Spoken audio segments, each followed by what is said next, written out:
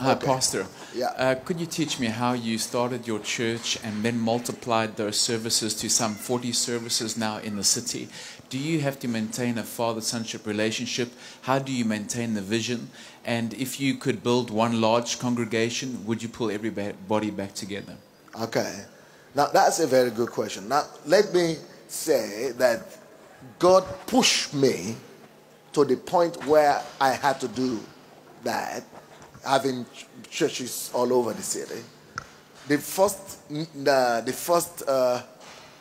first situation that pushed me to it was I started this church in Kiev with 7 people, and here we are in 3 years' time, we were 3,000 people. And of course, you know my story. The first 4 years, I couldn't have one person, one white person.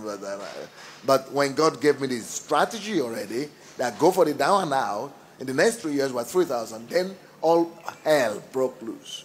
Then the government wanted to destroy me because I become a threat. Gathering so many people in a city, in one place here, they see you as a revolutionary threat, as a political threat. So, and everybody began to point at me, saying that I was the one pulling all this crowd. So on one hand, half of the people were saying he must be a really gifted person, talented person, and they were looking at me like a superstar. On the other hand, the government was saying if we could eliminate him, we'll get rid of this movement. So on one hand, my people were seeing me as a superstar. I had a problem with that, because that was going to put me on the pedestal, which is good for me, but I knew it would be a deterrent eventually to what God was calling me to do for them. So I needed to prove to them that I was not special, that I was not a specially anointed person, that I was not better than them, that they could actually do as much as I could do. So on one hand. On the other hand, the government wanted to destroy me, eliminate me.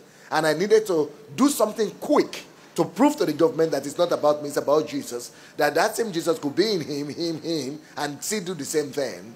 So when we were 3,000, I began to say, then God spoke to me that I made sure that you got into that situation so that I might teach you another secret of greatness.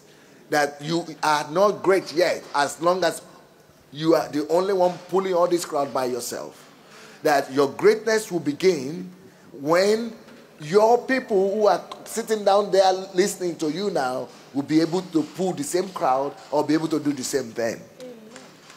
Yeah. So I started intensive leadership training, pastors training, ministers training, missions training. In 1 week, I was teaching my people, the radical ones. I began to pour myself into them. I was spending the minimum of 12 hours with my leaders every week. Minimum of 12 hours for the next 5 years. So in the next 5 years, I had produced at least about 30 key leaders that were so good that I could use them to plant churches, and whereby I will still have a meeting. I will be having, I'm the senior pastor, I'm their pastor, but I made sure that I taught them as much as I knew, that I impacted my abilities and gifts into them, that I will be having a meeting in one room, and one auditorium, and they will be renting other auditorium in the city, and people who are used to coming to me will still go to them, to all these 7 places, and not feel they are losing anything. So that way, right now, only 40% or 30% of all our members in Kiev, maybe actually 20%, come to the central church where I preach. The rest of the 80%, they are all scattered among my children. That is my pride. Now, answering the second question, that is my pride because, on one hand, if we had been gathering here every Sunday, it would have been too small. So, but that's not a big deal. I could have second meeting or something like that. But that is failure on my side. If I were the superhero and doing all the miracles and gathering all the crowd and having a big ego, but that would still have been failure. So, but now we're having 40 services in 30 auditoriums of little Sundays. So I don't attract a lot of crowd at one time to intimidate the government.